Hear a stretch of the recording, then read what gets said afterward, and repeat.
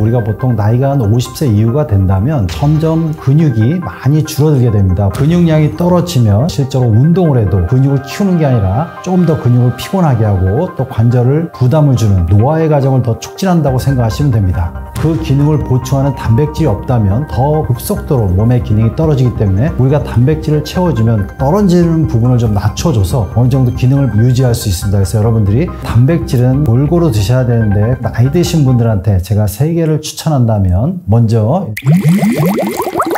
안녕하세요. 지식한상 구독자 여러분 반갑습니다. 저는 연세신통TV를 운영하고 있고 임상노인학회 이사와 대한마취통증학과 의사회 부회장 또한 연세신통 마취통증학과 의원을 운영하고 있습니다.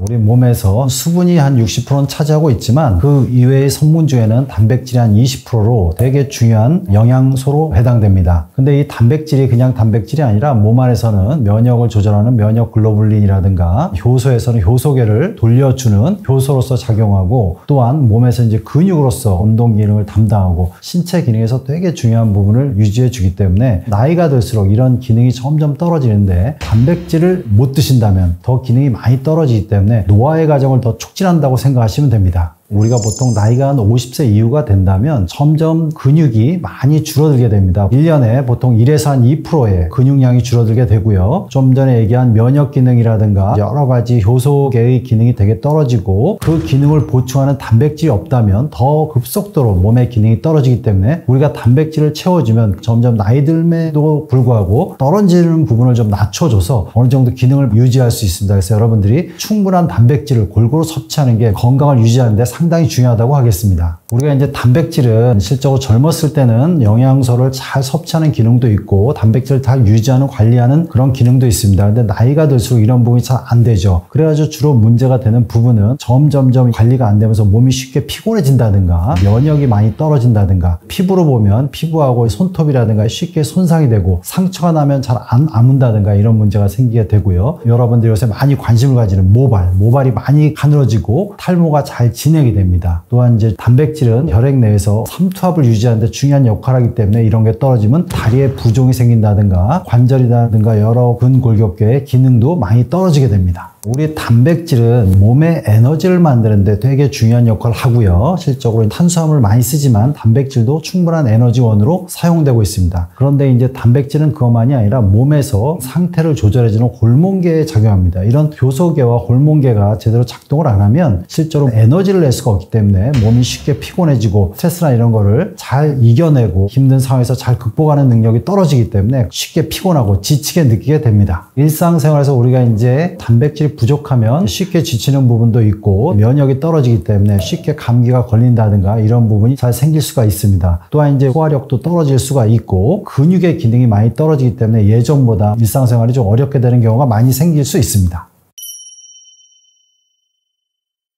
우리가 이제 운동을 꾸준히 하고 근육을 키우려면 그거에 맞는 영양소가 들어와야 됩니다. 근데 이제 젊었을 때는 영양소의 흡수력이 되게 좋기 때문에 적절한 운동 속에서도 근육이 잘 발달을 하지만 나이가 들면 일단은 영양소의 흡수력이 상당히 떨어지고 영양소가 흡수가 되더라도 그게 몸에서 동화작용, 즉 적절히 이용할 수 있는 그런 상태가 만들어져야 되는데 그런 게 떨어지기 때문에 단백질을 적게 드시면 근육이 생성이 안 되고 실제로 운동을 해도 근육을 키우는 게 아니라 조금 더 근육을 피곤하게 하고 또 관절을 부담을 주는 더 힘들어지는 상황이 될 수가 있습니다. 우리가 이제 운동을 한다면 실제로 이제 근육을 이용해서 에너지를 내게 됩니다. 근데 근육은 근육 자체의 기능도 좋아야 되지만 에너지를 낼 수 있는 시스템도 좋아야 되는데 단백질이 모자라면 실적으로 에너지를 잘 낼 수 있는 상황도 안 되고 에너지 시스템에 되게 중요한 게 효소계인데 효소계의 기능이 떨어져서 즉각적으로 에너지를 동원해서 쓸 수 있는 능력이 떨어지기 때문에 쉽게 피로하고 그런 필요한 근육을 가지고 운동을 하게 되기 때문에 몸에 무리가 될 수 있다고 볼 수 있습니다. 근육량이 떨어지면 여러분들이 아시다시피 운동 능력이 떨어지게 됩니다. 그리고 이제 모든 관절은 실제로 관절 주변에 인대가 있지만 근육이 관절의 기능을 유지하는 데 중요한 역할을 합니다. 그래서 관절에 무리가 잘 갈 수가 있습니다. 근데 이제 근육이라는 거는 또 에너지 대사에 중요한 역할하고 몸에 넘치는 에너지나 이런 거를 적절히 사용할 수 있는 하나의 기관이기 때문에 적절히 잘 안 사용되면 대사성 질환이 잘 생길 수가 있습니다. 콜레스테롤이 증가되는 고콜레스테롤 혈증이 될 수가 있고 전체적인 운동 능력이 떨어지고 신경계에 적절한 자극이 못 가게 되기 때문에 그 자체가 뇌 기능까지도 떨어질 수 있다는 걸 여러분들 알고 계셔야 됩니다. 근감소증이 심해지면 몸을 지지할 수 있는 능력이 떨어지기 때문에 어떤 사람들하고 부딪히면 쉽게 넘어지고 다칠 수가 있고요. 근육 자체가 또한 혈액순환을 도와주는 되게 중요한 역할을 합니다. 우리가 움직이면서 근육이 자꾸 위축이 되면 관절 질환도 오지만 혈액순환도 영향을 많이 주고 혈액순환이 또 떨어지면 시림증이라든가 일상생활에서 어려움을 겪을 수 있다고 볼 수 있습니다. 실제로 근감소증은 근육의 볼륨을 얘기하는 거지만 근육의 볼륨을 재는 방법이 명확하지 않기 때문에 초음파를 이용해서 근육의 볼륨을 재기도 합니다. 근데 이제 쉽게 근육의 감소증을 알 수 있는 방법은 의자에서 앉았다 일어나기를 5회 정도 할 때 잘 못 일어나거나 그러면은 근감소증을 의심할 수가 있고요. 또한 악력계를 이용할 수가 있습니다. 악력계의 악력이 많이 떨어지면 의심할 수 있는 증상이라고 이야기할 수 있습니다. 단백질 중에 특히 필수 아미노산이 들은 단백질을 꾸준히 드시면 단백질이 모자랄 때 생길 수 있는 면역력 저하라든가 피부의 문제라든가 근육이 점점 감소하는 상황 이런 부분이 다 우리가 단백질을 골고루 섭취하면 개선이 될 수가 있습니다. 그래서 이렇게 단백질이 모자랄 때 생길 수 있는 여러 가지 증상을 빨리 개선하기 위해서는 다양한 아미노산이 들어있는 식품을 꾸준히 골고루 드시는 게 되게 중요하겠습니다. 단백질의 기본 성분은 아미노산입니다. 근데 아미노산 중에 필수 아미노산이라는 게 있습니다. 필수라는 건 뭐냐면 실제로 몸에서 생성이 안 되는 부분이기 때문에 우리가 필수 아미노산이라고 얘기합니다. 특히 근육을 형성하는 단백질은 분지사슬 단백질이라고 해서 필수 아미노산에 해당되고 발린이나 루이신이나 아이소루이신 같은 단백질이 골고루 들어있는 성분을 드시는 게 중요하겠습니다. 단백질은 골고루 드셔야 되는데 나이 드신 분들한테 제가 3개를 추천한다면 먼저 계란을 추천하고 두 번째로는 우유 제품, 특히 발효 제품을 더 권하고 싶습니다. 그리고 콩 단백질을 권하고 싶은데 콩 단백질 중에서도 가능하면 대두 단백질을 드시는 게 좋습니다. 이런 성분들이 다 단백질을 골고루 담고 있고요. 중요한 거는 뭐냐면 계란이 필수 아미노산이 많이 들어있고 그 중에 우리가 근육을 형성하는 분지 아미노산이 좀 더 많이 들어있습니다. 그래서 실적으로 이런 부분을 드시면 좋은데 가장 중요한 거는 뭐냐면 일상 속에서 여러분들이 쉽게 섭취할 수 있는 음식이 되게 중요합니다. 물론 고기도 좋지만 고기를 매일 구입해서 드시기 어렵기 때문에 계란을 이용해서 드시는 게 되게 중요하고 계란은 보통 이제 소화를 잘 시킬 수 있는 성분이기도 하고 근육으로 보낸다면 오메가3나 이런 부분을 잘 섭취하는 게 되게 중요한데 그 중에 계란에 들기름 같은 걸 이용하면 영양분도 섭취하고 근육으로도 보낼 수 있는 좋은 방법이 되리라고 봅니다. 우유 제품에서는 발효 제품을 드시는 게 되게 중요한데 흔히 얘기하면 요거트가 되겠습니다. 근데 요거트는 발효됐기 때문에 좀 드시기는 좋지만 단백질이 함량이 많은 부분을 드시려면 요새 많이 나오는 그릭 요구르트를 드시면 좀 더 좋습니다. 그릭 요구르트는 농축되어 있기 때문에 단백질 함량이 좀 많습니다. 그래서 그릭 요거트를 이용해서 여러분들이 단백질을 섭취하면 좀 더 좋겠습니다. 또한 이제 콩을 이용할 수가 있는데 일상 속에서 밥에다 콩을 넣을 수도 있지만 두부라든가 이런 식으로 단백질을 이용하면 좋고요. 두부에는 한 모에 보통 60g 정도의 단백질이 있기 때문에 두부 한 모를 드셔도 상당히 많은 단백질을 섭취할 수가 있겠습니다. 단백질을 실적으로 효과적으로 먹으려면 단백 성분이 몸에 들어오게 만들어야 됩니다. 그래서 여러분들이 이제 단백질은 조리하는 방법이 많죠. 튀길 수도 있고 구워서 먹을 수도 있습니다. 그러나 튀기거나 굽는 거는 단백질을 파괴하고 산화시키는 과정을 거치게 됩니다. 그래서 잘 섭취하려면 찌어서 먹는 형식으로 드시는 게 단백 성분을 충분히 잘 섭취하는 좋은 방법이 되겠고요. 생 단백질을 먹는 방법도 하나의 방법입니다. 예를 들어서 고기라면 육회, 달걀이라면 날 달걀을 먹을 수 있습니다. 근데 이제 그런 부분이 좀 어렵다면 살짝 데치거나 찜 형식으로 해서 드시면 단백질을 효과적으로 섭취할 수 있겠습니다.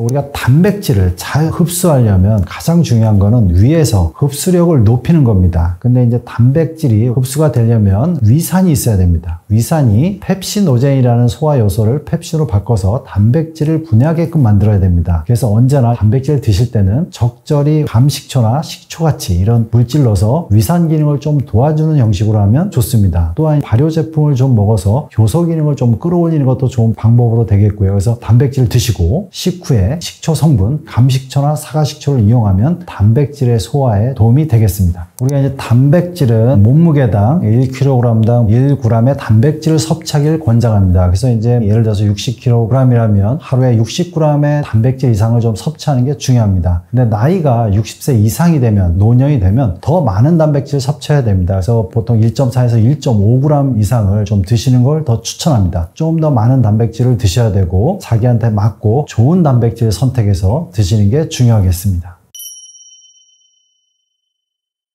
단백질을 많이 드신다고 중요한 것도 있지만 단백질을 소화를 시키는 게 중요합니다. 단백질을 먹더라도 소화를 시킬 수 있는 여건을 만들지 않으면 단백질이 제대로 흡수가 되지 않습니다. 단백질을 드시면서 물을 많이 드셔서 위산의 기능을 떨군다든가 단백질을 먹는데 속이 쓰리거나 그러신 분들은 제산제를 드시는 경우가 많습니다. 그럼 제산제를 드시면 위산이 분비가 안 되고 위산이 분비가 안 됨으로 인해서 단백질을 흡수하는 능력을 떨어지게 만듭니다. 또한 이게 단백질이 위산에 의해서 분해가 되더라도 실적으로 이게 흡수가 되는 거는 소장에서 흡수가 됩니다. 그래서 소장 기능이 안 좋으신 분들은 흡수력이 떨어지는데 우리가 장 기능을 떨구는 음식을 드시는 분들이 많습니다. 장벽을 특히 자극하는 너무 매운 음식이라든가 너무 기름진 음식이라든가 이런 자극적인 음식을 들면 장벽의 기능이 떨어지기 때문에 아무리 좋은 단백질을 먹더라도 그걸 충분히 흡수할 수가 없고 제대로 흡수가 안 되면 설사를 한다든가 가스가 많이 나온다든가 오히려 흡수가 되는 게 아니라 부패가 되고 산화가 돼서 몸에 안 좋은 물질을 만들기 때문에 더 안 좋을 수 있다고 보시면 됩니다. 사람마다 주로 장 기능이 떨어지신 분은 장누수증이라고 해서 단백질이 충분히 소화 안 된 부분이 몸 안으로 들어오게 됩니다. 장을 통해서. 그때 면역 반응을 일어나는데 어떤 단백질에는 면역 반응을 많이 일으켜서 본인한테 안 좋은 단백질이 있을 수 있습니다. 그러면 나에게 그 단백질이 맞나 안 맞나를 확인하는 방법이 또 있겠죠. 그 방법은 뭐냐면 어떠한 하나의 단백질을 일주일간 드시고 다른 단백질 좀 줄이는 겁니다. 그때 내가 소화력이 좀 괜찮고 장 상태도 괜찮고 몸의 컨디션이 올라간다면 그 단백질 내 몸에 맞는다라고 생각하시면 됩니다. 근데 이제 어떤 단백질 일주일 동안 드시는데 그 단백질을 드시는 동안 장 상태도 안 좋아지고 가스도 많이 나오고 그다음에 몸도 좀 붓고 쉽게 피곤해지고 그러면 그 단백질은 몸에서 안 좋은 작용을 하거나 알러지 작용을 하거나 몸에 안 좋은 면역 반응을 일으킬 수 있다는 걸 여러분들이 알고 계셔야 됩니다. 우리가 근육 성장을 시키는 데는 물론 단백질이 중요하고 필수 지방산이라든가 비타민이라든가 미네랄이 필요합니다. 근데 오미자에서 나온 슈잔딘이라는 성분이 근육을 강화하고 근육 기능을 올리는 성분으로 되어 있습니다. 그래서 최근에는 오미자를 이용한 근육 기능 강화제가 출시되고 있습니다. 그래서 여러분들 이런 걸 또 관심을 갖고 단백질을 근육으로 많이 보내고 싶은 분들은 참조하시면 좋겠습니다. 단백질을 드셔서 근육으로 잘 보내는 게 중요하겠죠. 그럼 이제 여러분들이 좋은 단백질을 드셔야 되고요. 꾸준히 드셔야 되고 단백질이 흡수되게 만들어야 됩니다. 그래서 위기능도 좋게 하고 장기능도 좋게 하기 위해서 단백질 흡수를 방해하는 습관을 삼가하셔야 됩니다. 또한 이렇게 잘 흡수된 단백질을 우리가 근육으로 보내야 되기 때문에 매일 꾸준한 운동이 중요하겠습니다. 근데 운동도 적절하게 하셔야지 너무 과하게 하셔서 근육에 필요물질인 젖산이 생기면 그 부위에는 혈액순환도 안 되고 여러 가지 흡수된 아미노산이 단백질로 갈 수 있는 여건을 만들지 못하기 때문에 자기의 몸 상태에 맞게 적절한 운동을 꾸준히 하고 피곤하면 쉬어가면서 잘 관리하시는 게 되게 중요하겠습니다.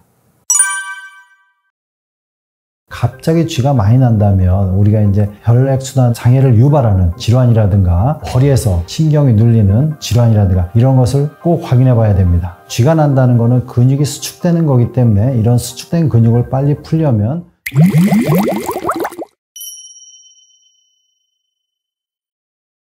다리에 쥐 나는 원인은 다양합니다. 그래서 더욱 조심하셔야 됩니다. 우리가 다리에 쥐가 난다는 거는 다리에 종아리 근육이 갑자기 경련이 일어나는 것인데 근육 자체만이 아니라 근육을 조절하는 신경의 문제, 또한 그쪽으로 하는 혈액순환의 문제, 그 다음에 근육세포가 예민해지는 어떤 상황, 이런 게 다 쥐를 만듭니다. 우리가 신경은 허리에서 나오기 때문에 허리에 문제가 있을 수가 있고요. 혈액순환의 문제는 정맥류라든가 동맥 자체가 그걸로 혈액순환이 안 되는 상황, 그런 게 또 문제가 될 수가 있고, 또한 우리가 근육을 예민해지게 하는 여러 가지 몸속 혈액 내 미네랄의 밸런스가 틀어진 부분, 이런 모든 게 다 종아리의 근육의 경련으로 쥐를 만들 수 있기 때문에 여러분들이 그걸 잘 확인하셔서 조심스럽게 종아리의 쥐를 대처해야 되겠습니다. 특징적으로 우리가 종아리에서 쥐가 날 때 조심해야 될 부분은 어떤 뇌의 문제라든가 그 다음에 이제 신경계의 문제, 그 다음에 전신질환입니다. 우리가 이제 당뇨가 있는 분들도 실질적으로 혈액순환이 안 돼서 쥐가 날 수가 있고, 뇌 쪽의 신경에 중추인데 뇌에 어떤 문제가 종아리의 쥐를 많이 유발하기도 합니다. 또한 어떤 우리가 대사성 질환, 즉 뭐 심장의 심혈관 질환이나 뭐 당뇨나 이런 부분이 혈액순환을 많이 떨궈서 문제를 일으킬 수가 있습니다. 허리에서 나오는 좌골신경이 종아리까지 가는데 그런 허리의 문제, 즉 디스크라든가 이런 거에 의해서, 또한 협착증에 의해서 종아리에 쥐가 날 수 있겠습니다. 쥐가 나는 원인 중에서 특징적으로 되게 위험한 질환인 경우가 있습니다. 예를 들어서 뭐 신장이 안 좋아서, 신장의 기능이 떨어져서 몸의 전해질 상태가 점점 안 좋아져서 우리가 쥐를 나는 경우가 되게 또 있습니다. 그래서 이제 이런 부분은 꼭 몸의 전해질 상태, 우리가 피검사가 좀 필요할 수도 있겠고요. 또한 이제 아까 같이 혈액순환이 안 되는 상황, 이런 분들은 주로 이제 어떤 뇌경색이라든가 심장의 문제라든가 이렇게 같이 동반되는 경우가 많은데, 이런 분들이 자꾸 쥐가 난다면 이것도 똑같은 혈관의 문제이기 때문에 다시 이런 부분에 대한 종합적인 혈관의 검사를 같이 해서 사전에 이것 때문에 나타날 수 있는 증상을 통해서 우리가 몸의 다른 데 문제점도 꼭 같이 확인해 봐야 됩니다.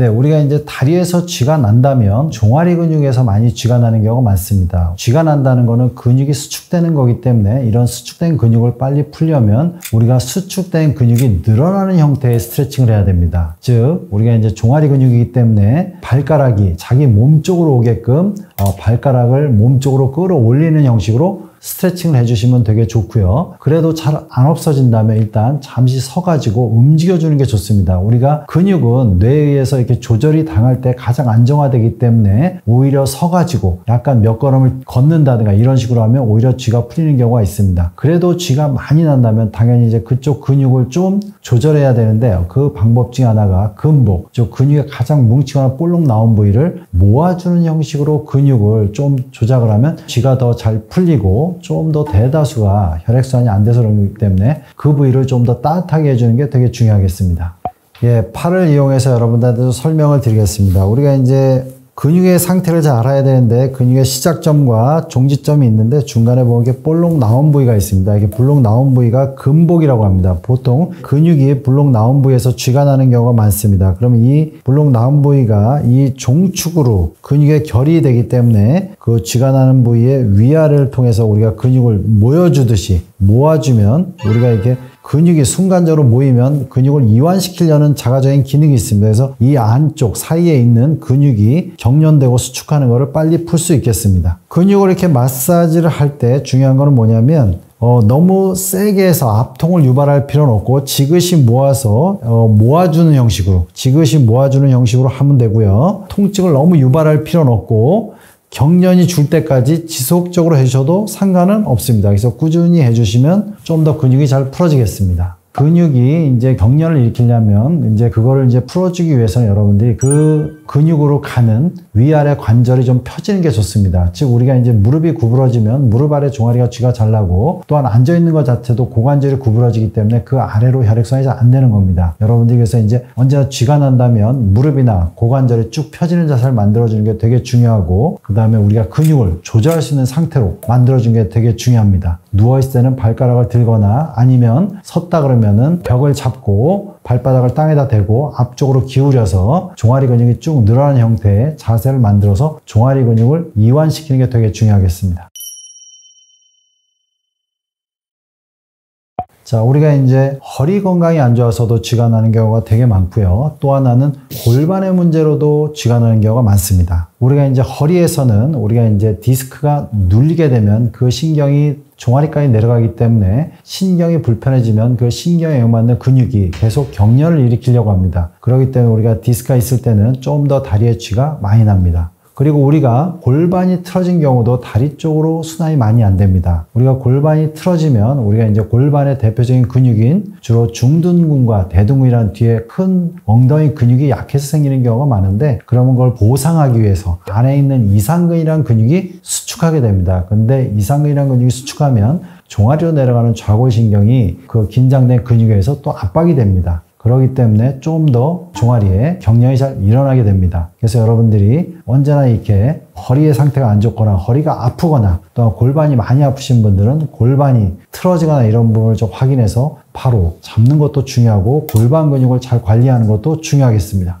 우리가 허리 디스크가 나오면 물론 가운데로 나오는 경우도 있지만 좀 허리 디스크가 옆으로 나올 수 있습니다. 우리가 옆으로 나오면 다리로 내려가는 신경이 눌리게 되는데 우리가 자세에 따라서 눌리는 상황을 좀 호전시킬 수가 있습니다. 예를 들어서 몸을 오른쪽으로 비틀거나 왼쪽으로 비틀 때 좀 더 경련이 빨리 풀리거나 그렇게 하면 잘 쥐가 안 날 것 같다. 그러면은 허리에 문제인 경우가 되게 많습니다. 우리가 그런 것을 통증 회피 자세라고 하는데 우리가 통증을 회피하는 자세는 자기가 무의식 중에 그쪽이 좀 편하게 만들기 위한 자세입니다. 그래서 여러분들이 자꾸 자세가 좀 틀어지거나 그래야 다리가 편해지다면 그런 경우도 허리에서 디스크에서 신경이 좀 눌리는 걸 여러분들이 무의식 중에 회피하는 자세가 될 수도 있고 그런 걸 이용해서 약간의 다리에 쥐나는 거를 줄일 수 있는 방법이 되기도 합니다. 네, 골반 때문에 이제 쥐나는 분들이 꽤 많은데 이 부분을 잘 몰라서 제가 이제 골반 모형을 가지고 좀 설명드리겠습니다. 우리가 이제 이쪽으로 보면 골반의 앞쪽 면이고 이렇게 뒤쪽으로 보면 이렇게 골반이 양쪽 있는 걸 볼 수가 있습니다. 골반의 이 넓은 뼈를 우리가 장골이라고 합니다. 우리가 이제 골반은 양쪽에 있기 때문에 양쪽의 근육이 실적으로 골반을 지져준다고 이해할 수 있겠습니다. 그래서 넓은 근육이 우리가 이제 대둔근이고 옆쪽 좀 측면부에 있는 근육이 중둔근입니다. 이 두 근육이 골반에선 되게 중요한 근육이고 이 근육이 약해지면 우리가 좀 더 아래에 있는 골반 안쪽을 지지하는 이상근이 수축을 하게 됩니다. 이 아래쪽으로 우리가 좌골신경이 지나가기 때문에 좀 더 눌리는 경우가 많습니다. 그래서 골반이 비틀리면서 틀어질 때 한쪽 골반 근육이 약해질 때 보통 다리가 쥐가 많이 난다 그러면 그런 부분이 골반 틀어질 때문에 연관이 되는 거고 이럴 때는 여러분들이 자세히 보시면 다리 길이가 차이가 나는 경우가 되게 많습니다. 그래서 여러분들이 나는 다리 길이가 한쪽이 긴데 그쪽에서 쥐가 많이 난다. 그런 경우는 골반 틀어짐 때문에 쥐가 날 수도 있기 때문에 골반에 대해서 좀 신경 써서 여러분들이 보셔야 됩니다.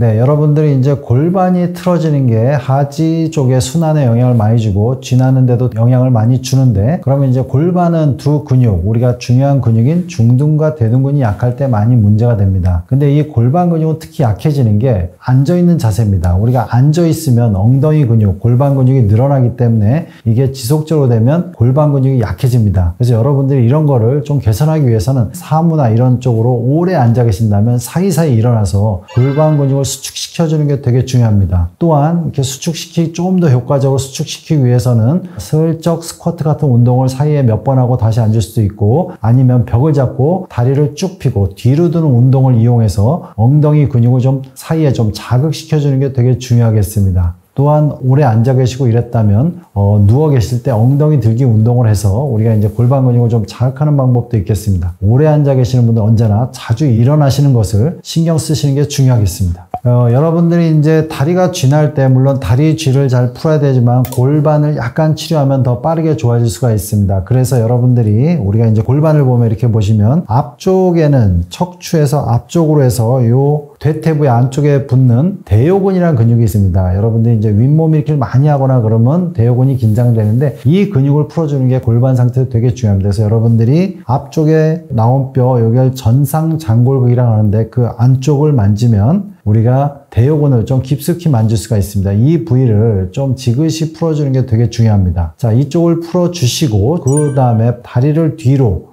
쭉 뻗는 운동, 우리가 런지할 때 다리가 뒤쪽으로 가는 다리같이 뒤로 쭉 뻗으면 요 대요근이 좀 스트레칭 됩니다. 그리고 뒤로 돌아가서 우리가 이제 요 중둔근과 대둔근이 지나가는 부위, 요 동시에 겹치는 부위가 되게 중요한데 이 부위를 우리가 보통 마사지 볼, 우리가 테니스공 같은 걸 이용해서 이 부위를 마사지를 해주고 좀 더 아래로 내려가면 이상근이 지나가는 부위가 있습니다. 이상근. 그래서 요 세 부위를 여러분들이 마사지 해주면 일단 골반의 근육에 좀 안 좋은 부위를 빨리 풀고 좀 더 빠르게 호전시킬 수 있겠습니다. 종아리에 쥐가 난다는 거는 종아리 근육이 피로해지는 것이고 우리가 종아리 근육은 가자미근하고 비복근이라는 근육은 우리가 이제 종아리 맨 아래로 내려오면 우리 종골, 그러니까 우리 발뼈의 가장 뒤꿈치뼈, 거기에 붙습니다. 또 안쪽에 좀 깊숙이 있는 우리 후경골근이나 이런 근육은 발 바닥까지 내려옵니다. 이게 무슨 얘기냐면 종아리 근육은 단순히 발목만 움직여주는 게 아니라 발을 지지하는 근육이기 때문에 우리가 발이 피곤하면 다 종아리 근육으로 피곤하게 됩니다.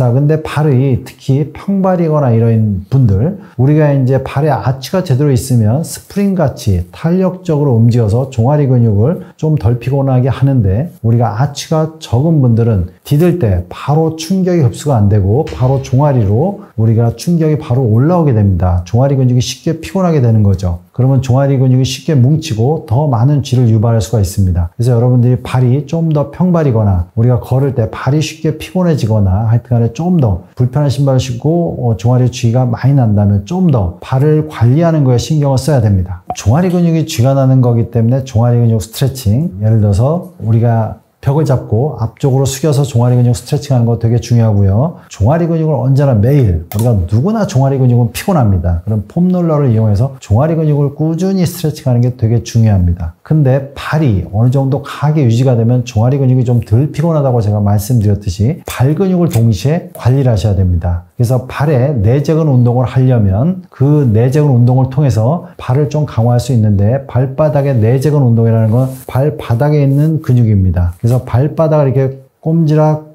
하면 이 발바닥에 있는 내재근이 강화가 돼서 종아리에서 발바닥까지 오는 근육의 부하를 줄입니다. 그래서 발바닥 내재근 강화 운동을 하고, 발바닥 근육이 강화되려면 이 족저근막이 부드럽게 풀어져야 됩니다. 그래서 테니스공이나 이런 걸 이용해서 발바닥을 언제나 마사지하고 동시에 우리가 내재근 운동을 하셔야 됩니다. 그래서 내재근 운동과 발바닥 근막을 좀 푸는 거, 종아리를 스트레칭하고 종아리를 꾸준히 폼롤러를 이용하는 거를 같이 해주시고, 여러분들이 발가락 내재근 운동하는 것 중에 또 중요한 것 중에 하나는 발가락으로 테니스공을 잡는 거를 하는 건데, 종아리 근육이 많이 안 좋으신 분은 이것만으로도 종아리가 쥐날 수 있기 때문에 처음부터 많이 하는 게 아니라 단계적으로 하는 게 되게 중요하겠습니다. 우리 모든 근육은 몸 상태가 안 좋을 때 더 예민해집니다. 근육이 격렬을 일으키려면 어느 정도 역치, 그러니까 어느 선을 올라가면 근육이 격렬을 일으키고 그러는데, 우리가 전신적인 몸 상태가 안 좋으면 혈액순환도 떨어지고 그 다음에 몸에 여러 가지 피로물질이 쌓이면서 근육이 쉽게 격렬을 일으키는 역치가 떨어지게 됩니다. 그래서 몸이 피곤하면 좀 더 쉽게 격렬이 일어납니다. 특히 몸 상태가 안 좋고 신장 기능이 안 좋아서 몸에 미네랄 밸런스가 안 맞으면 좀 더 우리가 마그네슘이나 칼슘 같은 종아리를 좀 더 안정화시킬 수 있는 미네랄이 떨어지기 때문에 좀 더 쉽게 격렬이 일어날 수 있겠습니다.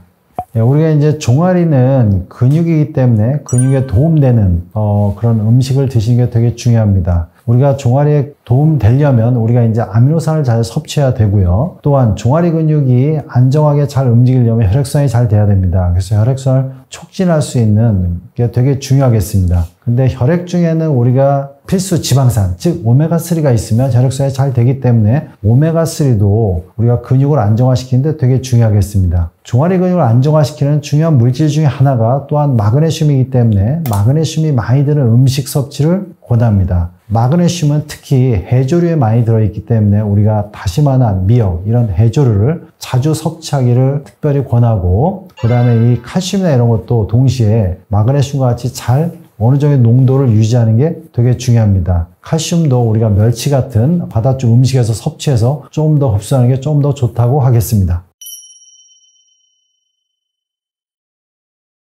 네, 손발이 저리는 원인은 글로 가는 신경이 목이나 허리에서 나오기 때문에 물론 그쪽 신경을 잘 문제가 없는지 확인해야 됩니다. 그러나 손발이 찬 원인은 우리가 이제 혈액순환의 상당수는 근육의 문제 때문에 혈액순환이 안 되는 경우가 되게 많습니다. 우리가 근육량이 적어지면 근육으로 주로 혈액을 보내기 위해서 우리가 이제 혈액이 가기 때문에 근육이 점점 줄어들면 좀 더 차지는 경향이 많고, 적어진 근육으로 어떤 일을 담당하다 보면 더 격렬히 잘 일어나게 됩니다. 그래서 근육의 양을 충분히 적절히 유지하는 게 되게 중요하겠고요. 또한 모든 혈액순환은 근육하고 근육 사이에 근막을 통해서 가는 경우가 많습니다. 근데 나이가 들수록 근막이 굳어지는 경우가 많습니다. 근막의 미세한 경련과 섬유화가 돼서 근육이 뻣뻣해지고 그러는 경우가 되게 많은데, 그러면 근육이 예민해지고 긴장도가 올라갑니다. 그래서 근막을 풀어주는 게 되게 중요합니다. 그래서 근막을 꾸준히 풀어주는 그런 습관, 마사지가 될 수도 있고 폼롤러를 이용할 수도 있고 각각의 근육 중에 좀 더 뭉친 부위를 풀어주는 게 중요하겠습니다. 여러분들이 근막이 뭉쳤나 안 뭉쳤나를 보려면 근육이 이렇게 뭉친 부분을 보는 게 아니라 근육의 결결을 따라가면서 몽글몽글 돋아나는 게 있나를 보는 게 되게 중요합니다. 그런 근육을 만지는데 거기가 돋아나 있으면서 약간의 압통이 있고 통증이 있고 또한 그쪽이 좀 시리다. 그러면 대다수가 근막이 뭉친 겁니다. 여러분들이 뭉친 근막을 잘 풀기만 해도 순환을 많이 증가시킬 수 있고 쥐나는 것도 꽤 줄일 수가 있겠습니다. 상부 기관지에서 가래가 끼면 실질적으로 불편감이 가장 안 좋은 것인데 폐 쪽으로 갈수록 기관지가 되게 가늘어집니다. 그래서 가래가 기관지를 맞게 되면 실제로 이제 폐렴이 되는 거고 폐렴 자체가 노인에선 사망률의 중요한 부분이기 때문에 신경을 써야 됩니다. 가래가 보통은 되게 끈끈해져서 잘 안 나오는 거기 때문에 이거를 묽게 해주는 게 되게 중요합니다. 가래를 묽게 하는 추천 음식은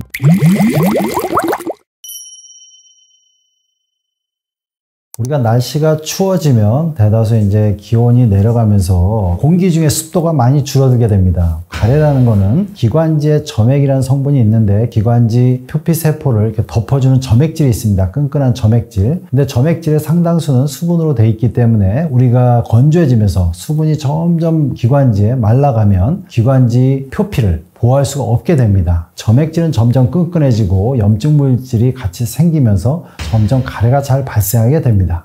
목을 답답하게 만드는 가래는 기관지에 대해서 여러분들이 아셔야 됩니다. 우리가 이제 쭉 기도를 보시면 코 뒤는 비인두라고 하고 입 뒤쪽은 구강인두라고 합니다. 그 아래 목 쪽은 후두부라고 하고 그 아래쪽은 이제 폐로 되는데 이런 모든 기도가 내려가는 부위에 다 가래가 낄 수 있습니다. 특히 인두 점막에 가래가 많이 끼는 경우는 주로 어떤 바이러스에 의해서 염증이 생기면 우리가 흔히 감기라고 하죠. 감기가 앓은 후에 점막에 손상이 돼서 점막에 손상된 부위에 염증세포가 생기고 그래서 염증 물질이 쌓이면 점점 더 가래가 늘게 됩니다. 이 아래로 내려오면 후두부에서 생기는 가래는 주로 이제 부두염이라든가 이런 감기 등에 의해서 생길 수도 있지만 또 하나의 중요한 요소 중에 하나는 뭐냐면 역류성 식도염 같이 먹은 음식이 위에만 있는 게 아니라 위로 미세하게 좀 역류하면서 식도에서 후두 쪽으로 역류된 위산에 의해서 자극된 점막들에 의해서 염증 물질을 생성하여 가래가 생성될 수가 있습니다. 폐에서도 우리가 가래가 생길 수 있는데 폐에서 어떤 가래가 많이 생기는 것을 우리가 폐렴이라고 할 수가 있습니다. 폐렴은 면역 기능이 떨어지면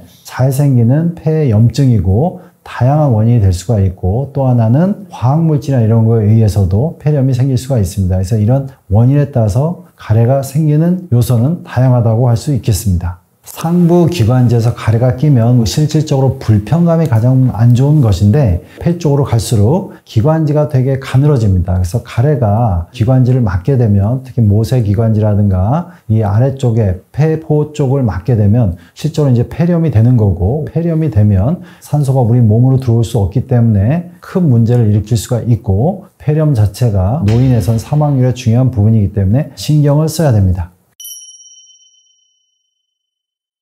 가래는 이제 점액질이 굳어진 부분과 그 다음에 어떤 염증 물질이 같이 복합되어 있습니다. 점액질이 보통은 되게 끈끈해져서 잘 안 나오는 거기 때문에 이거를 묽게 해주는 게 되게 중요합니다. 여러분들이 가래를 묽게 하기 위해서는 가래는 실질적으로 단백질로 연결고리가 돼 있는데 효소 기능을 좀 강화해서 가래의 끈끈한 부분을 좀 풀어준다고 하겠습니다. 물론 그것만으로 가래가 완전히 묽어지지 않기 때문에 물도 같이 드시고 가래를 빼내는 또 방법을 이용하면 좋은데 가래가 서로 연결된 그런 구조를 느슨하게 하는 음식물을 통한 그런 성분을 이용해서 가래를 좀 더 묽게 할 수 있겠습니다. 가래를 묽게 하는 추천 음식은 물론 여러 가지가 있지만 우리가 일상생활에서 쉽고 잘 구할 수 있는 거는 배가 되겠고 또 하나는 오미자 같은 것도 오미자 차 같은 형식으로 나와 있는 게 도움이 됩니다. 그 다음에 이제 도라지 같은 거를 이용해서 여러분들이 가래를 좀 묽게 할 수 있겠습니다. 배에서는 루테올린이 들어있고 그 다음에 사포닌이 들어있습니다. 도라지에서도 사포닌과 칼슘과 비타민 C 이런 성분이 다 들어있는데 그런 부분이 면역력을 증가시키고 점액질을 좀 좋게 하는 이뮤노글로불린이라고 합니다. 면역글로불린 A가 나와서 점막 기능을 또 좋게 해줍니다.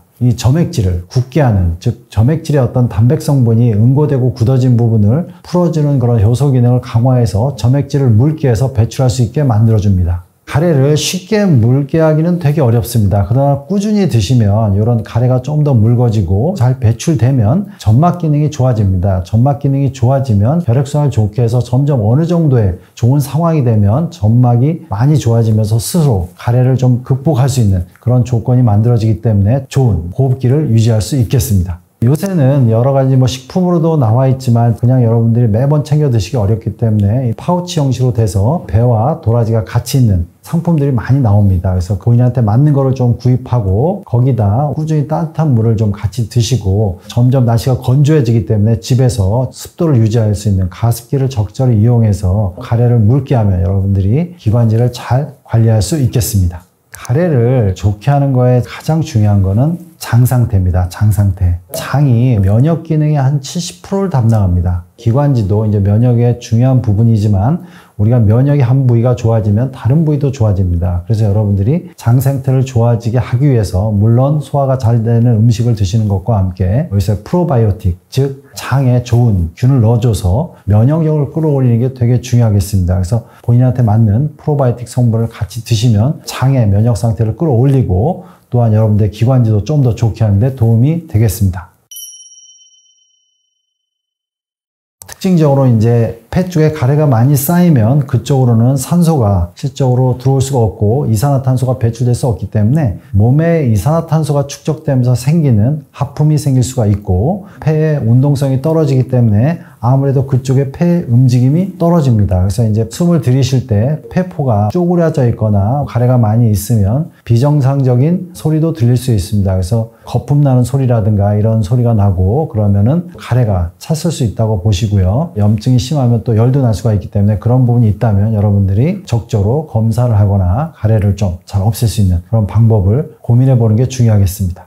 가래가 생기다 보면 우리가 기침을 하게 되죠. 물론 기침을 통해서 가래를 잘 배출하는 게 중요합니다. 근데 이제 과민화된 기침 증상을 여러분들이 없애기 위해서는 몇 가지 방법을 좀 이용할 수 있겠습니다. 먼저 앞쪽 흉골 옆면에 보면 쇄골이 있습니다. 쇄골 아랫 부위를 쭉 눌러주면 우리가 기관지로 좀 순환을 좋게 하고 림프 반사점을 좀 자극해서 폐를 좀 편하게 할 수가 있습니다. 안목에 가래가 많이 차면 이 앞쪽에 설골근이 긴장하게 됩니다. 그러면 설골근을 마사지를 충분히 해주면 후두부의 기관지 쪽으로 순환이 잘 돼서 기침을 좀 줄일 수가 있습니다. 또한 가래를 적절히 배출하면 좀 기침이 적게 나는데 그런 부분은 사이사이에 손을 모아서 가슴 부위를 이렇게 퉁퉁 치듯이 여러 부위를 치면 가래가 한 부위에 뭉쳐있는 거를 좀 쉽게 내보낼 수가 있습니다. 기관지에는 선모라는 게 있어서 어느 정도만 가래가 나갈 수 있게 만들어주면 선모 기능을 이용해서 나갈 수 있기 때문에 적절히 폐를 좀 자극해주는 것도 중요하다고 하겠습니다. 식사를 하면 식도를 통해서 위로 음식물이 넘어갑니다. 근데 위에서 위산에 의해서 음식물을 소화시키게 되죠. 근데 보통 소화력이 떨어져 있거나 그러면 위에서 음식물이 정체를 하게 됩니다. 근데 정체가 됐는데 바로 눕는다든가 아니면 복압이 올라가는 상태, 예를 들어 기침을 할 수도 있고요. 복압을 올리는 운동을 할 수도 있습니다. 충분히 소화되지 않은 상태에서. 그럼 우리가 위쪽, 식도 쪽으로 우리 위산을 포함한 소화된 음식물이 역류가 되는데 우리가 식도의 가장 위쪽 후두부가 있기 때문에 그 역류된 위산을 포함한 음식물에 의해서 점막이 자극이 되면 염증을 유발하게 됩니다. 그럴 때 지속적으로 안목이 주로 불편해지고 목이 자주 잠기고 통증이 오기도 하는데 이런 경우가 많은 경우는 우리가 역류성 식도염에 의한 후두염이고 그거에 의해서도 가래가 생기는 원인이 상당히 많습니다. 역류되는 음식물을 줄이기 위해서는 위하고 식도 사이에 있는 횡격막을 이용하는 게 중요하겠습니다. 그래서 횡격막을 수축하면 아무래도 위식도 관략근을 도와주기 때문에 음식물의 역류를 막습니다. 그러려면 여러분들이 식후에 몇 번이라도 복식호흡을 해주는 게 중요하겠습니다. 즉 복식호흡은 우리가 숨을 들이쉴 때 배가 불룩 나오게 하는 것으로서 배가 불룩 나오려면 횡격막을 아래로 내려야 됩니다. 위식도 관략근을 조여주고 위를 아래로 쭉 눌러주기 때문에 좀 더 역류되는 것을 줄일 수 있겠습니다.